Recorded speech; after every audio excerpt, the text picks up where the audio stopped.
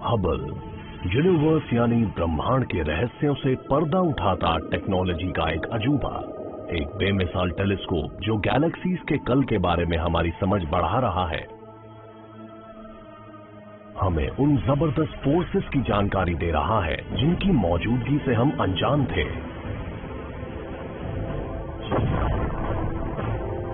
ये एक शानदार सिंबल है हमारी दूर की सोच की कामयाबी का। हबल ने रिवील किए हैं ब्लैक होल्स और सुपरनोवी, एस्ट्रोफिजिकल जेट्स और स्पेस में तैरते बबल, और अब तो इसे पॉप कल्चर का स्टेटस भी मिल गया है। पूरी दुनिया के लोग हबल से खींची हुई तस्वीरों के दीवाने हो गए थे, इंस्पायर हो गए थे। आज हबल एक नए टेलीस्कोप के जन्म की राह तैयार कर रहा है जो होगा 100 गुना ज्यादा ताकतवर। ये हबल ही है जिसकी वजह से हम एक्सप्लोरेशन के एक नए युग में दाखिल होकर स्पेस को और गहराई तक खंगाल रहे हैं।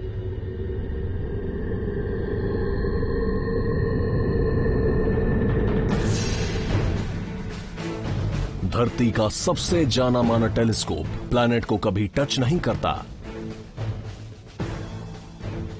1990 में लॉन्च किया गया हबल स्पेस टेलीस्कोप 25 से ज्यादा सालों से हमसे 563 किलोमीटर ऊपर कांस्टेंट ऑर्बिट में घूम रहा है।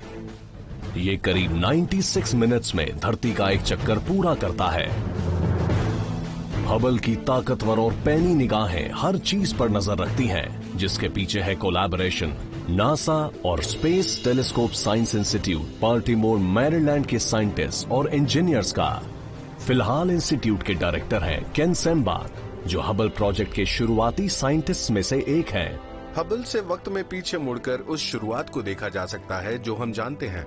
आप पीछे जा सकते हैं 13.4, 13.3 अरब साल। हबल एटमॉस्फेयर के ऊपर है, इसीलिए ये अर्थ की सरफेस पर और पहाड़ों के ऊपर भी उस लाइट को देख सकता है जिसे हम नहीं देख सकते। जहां दूसरे ग्राउंड बेस्ड टेलीस्कोप्स और छोटे टेलीस्कोप्स पावर और रेजोल्यूशन में जवाब दे जाते, वहां से तो हबल की शुरुआत होती।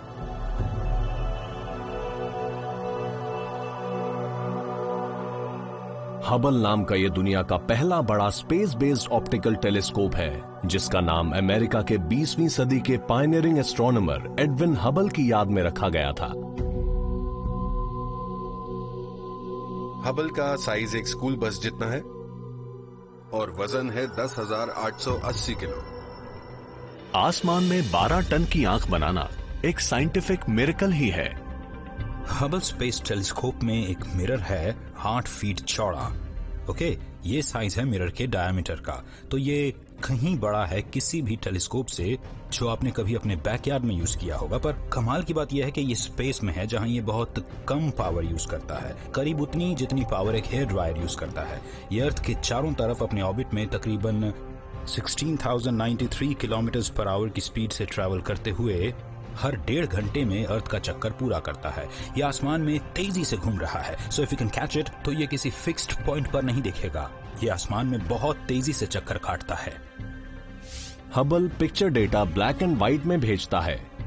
इसके बाद स्पेस टेलीस्कोप साइंस इंस्टीट्यूट में जोट लवे जैसे इमेज एक्सपर्ट्स इन इमेजेस को हबल के इंस्ट्रूमेंट्स के डिटेक्ट किए गए केमिकल एलिमेंट्स के हिसाब से रंग देते हैं। नीला ऑक्सीजन दिखाता है, लाल सल्फर और हरा है हाइड्रोजन। एडिशनल डेटा के आधार पर मोशन जोड़ दिया जाता है। हबल का मिशन खूबसूरत पिक्चर्स पर नहीं रुक जाता। ये सारा डेटा एक आर्काइव तक पहुंचता है और उस आर्काइव में हर वो छोटे से छोटा डेटा है जो हबल स्पेस टेलीस्कोप ने कभी लिया है, और ये हर कुछ घंटे बाद नया डेटा आने पर अपडेट होता रहता है। दुनिया में कोई भी हबल को यूज करने का प्रपोजल दे सकता है, और एज अ रिजल्ट करीब 800 से ज्यादा पेपर पब्लिश हो चुके हैं, और ये हर साल होते हैं हबल के ऑब्जर्वेशन के बेस पर। इसे लॉन्च किए हुए ज्यादा दिन नहीं हुए थे कि साइंटिस्ट ने इस चीज के विजिबल एविडेंस पाने के लिए हबल की तरफ रुख किया, ये जानने के लिए कि दूर स्पेस में स्टार्स को पैदा करने वाली वायलेंट फोर्सेस ने क्या हमारे अपने सोलर सिस्टम को भी आकार दिया है। 1992 की गर्मियों में कॉमेट शूमेकर लिवी 9 या SL9 जुपिटर के बेहद करीब से गुजरा था। करीब 1.5 किलोमीटर लंबा कॉमेट प्लैनेट की ग्रेविटी में उलझ गया था। SL9 टुकड़े टुकड़े हो गया। उसके हिस्से एक लंबी लाइन में बिखर गए, जैसे कि हबल इमेज ने दिखाया। इसे नाम दिया गया the string of pearls. Data ने बताया कि जल्दी ही वो पर्ल्स जुपिटर से टकराने वाले थे। तब प्लैनेटरी एस्ट्रोनॉमर हाइडी हैमल ने नासा को एक प्रपोजल सबमिट किया। हम कई डेकेड से जानते थे कि कोलिजन्स बहुत अहम हिस्सा है सोलर सिस्टम एवोल्यूशन का। मून को देखें तो क्रेटर्स दिखाई देते हैं, सो यू नो कि कोलिजन्स इंपॉर्टेंट हैं। अर्थ पर भी हम कई डेकेड से जानते थे कि कोलिजन्स ने एक बड़ा रोल निभाया है, लेकिन हमें किसी कोलिजन को देखने का मौका नहीं मिला। जुलाई 1994 में टीम बाल्टीमोर के स्पेस टेलीस्कोप साइंस इंस्टीट्यूट में कॉमेट को प्लैनेट के कांटेक्ट में आते देखने के लिए इकट्ठी हुई।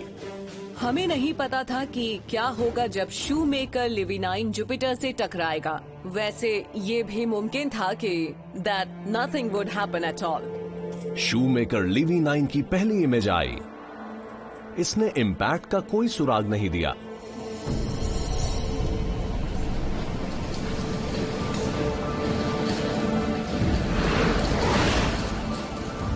लेकिन फिर नई इमेजेस आई। वाह, क्या व्यू देखो। है। मैं तो एक्सपेक्ट नहीं किया था। अरे वाह, Look, का ही। look, वाह। oh my God, क्या बात है। Oh my God. प्लैनेट इतना घूम गया था कि वो इम्पैक्ट साइट डिस्क पर दिख रही थी, and it was huge. Team ने कॉमेट को अपने सामने प्लैनेट से टकराते देखा, जैसे आंखों के आगे कॉस्मिक हिस्ट्री घट रही हो। ऊपर ऑडिटोरियम में प्रेस मौजूद थी, and at the same time उस वक्त स्क्रीन पर चल रहे प्रेस कॉन्फ्रेंस में जीन शूमेकर बोल रहे थे। अगर हम इन चीजों को देखें तो और हम नीचे झूम रहे थे। वो look at this, amazing. Oh my gosh, हमें उन्हें ये दिखाना चाहिए। आप ये नहीं कह सकते we don't know, we no.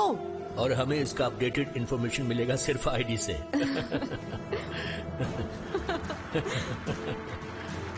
मेरे पास एक रॉ लेजर प्रिंटर आउटपुट है। ये काफी रॉ है। हम इसमें एक्चुअली इम्पैक्ट साइट को देख सकते हैं। हबल ने पूरे हफ्ते शूमेकर लिवी-9 की जुपिटर पर एक के बाद एक चोट करने की इमेजेस कैद की।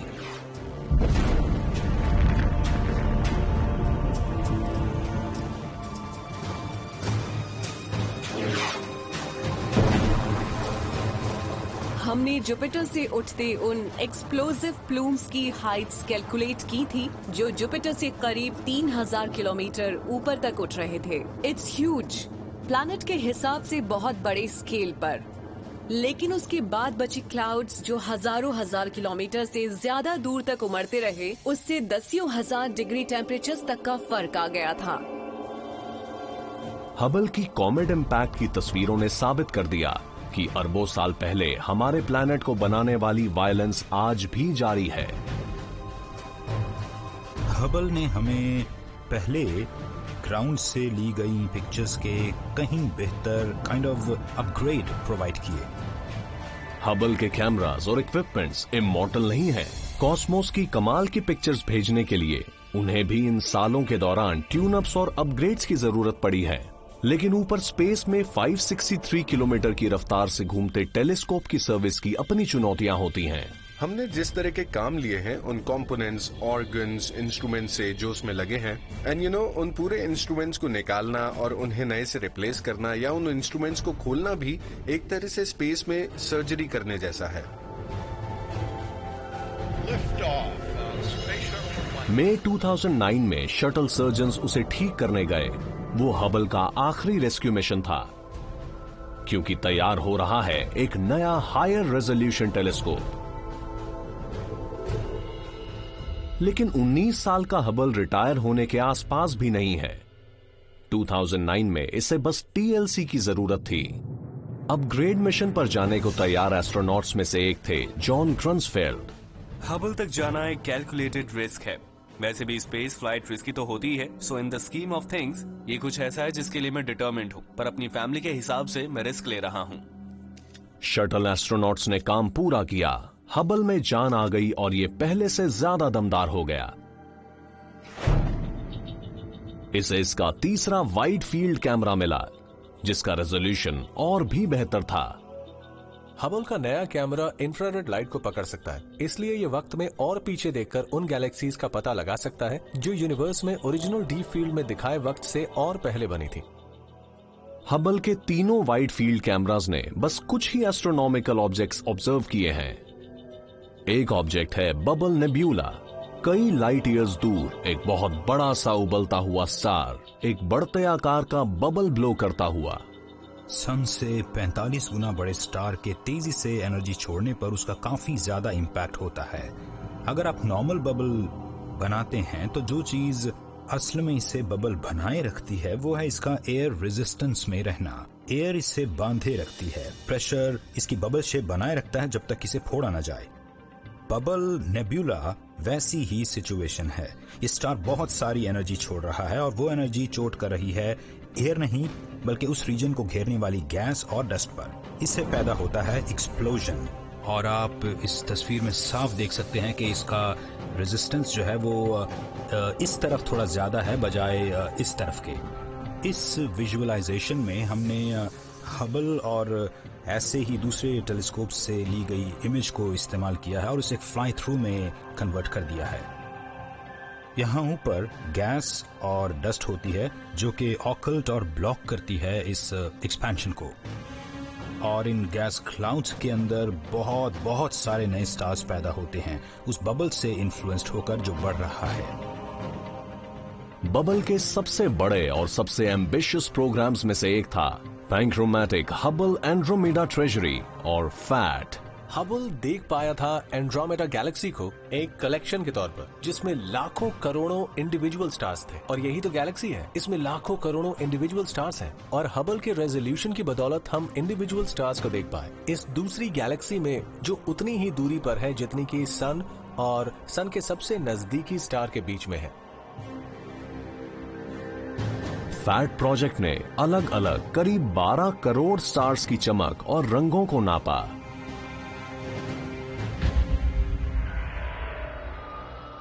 इस हबल इमेज के जरिए हम उन बुनियादी सवालों के जवाब दे सकते हैं कि गैलेक्सीज बनाने के लिए स्टार्स कैसे बनते हैं और इवॉल्व कैसे होते हैं।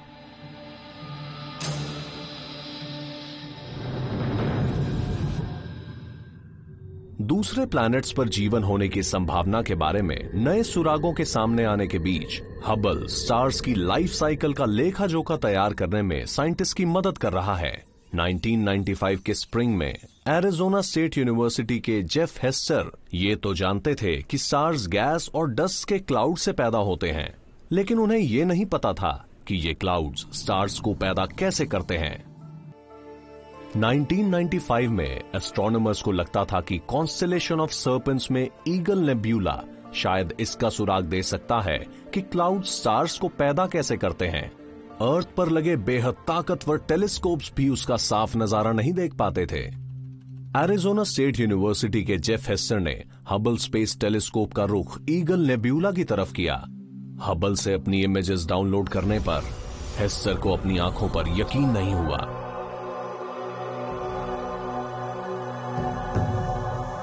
ये हबल की भेजी उस ईगल नेब्यूला की पहली पिक्चर है जो 65,000 लाइट ईयर्स दूर है। ये गैस और डस्ट के बने 3 बहुत बड़े पिलर्स दिखाती है। बाईं तरफ वाला टावर करीब 4 लाइट ईयर्स ऊंचा है। इन्हें इनकी शेप मिलती है इनके बहुत पास मौजूद कुछ बहुत बहुत बड़े चमकदार बहुत गर्म स्टार्स से, जो बहुत ही बड़ी तादाद में अल्ट्रा वायलेट रेडिएशन छोड़ रहे हैं, जो कि अपनी सराउंडिंग्स को तैयार कर रही है।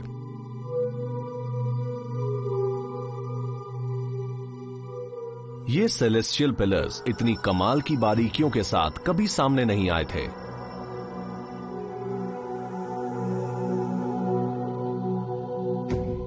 पहली बार साइंटिस्ट ने देखा कि हर पिलर गैस के छोटे छोटे क्लम्प्सेस से भरा पड़ा था।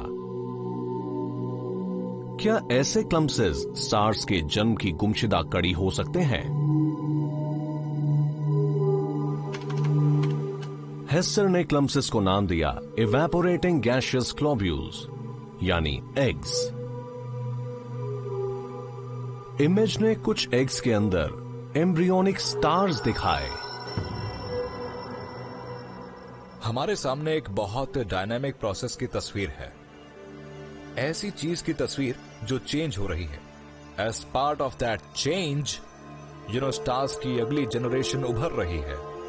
जैसे यहां ये वाला, इसमें वो छोटी सी रेड डॉट एक्चुअली स्टार है, और ये तो कुछ खास ही है। इसमें एग की टिप से एक्चुअली स्टार निकलता दिख रहा है। फोटो में एग्स छोटे दिखाई देते हैं, लेकिन इनमें से हर एक में हमारा पूरा सोलर सिस्टम आसानी से समा सकता है।